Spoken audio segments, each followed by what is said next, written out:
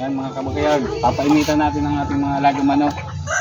At ang i-hardening natin yung talisayin, hindi pa sa manukon pero titistingin natin yung hardening.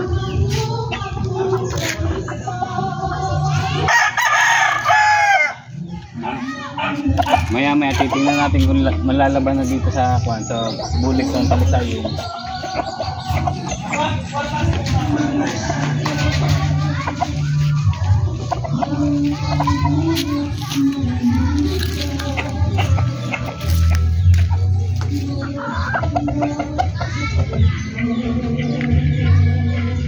Pagkagwapa sa amo ang inahin no, kay gipalibutan og tulo ka barako.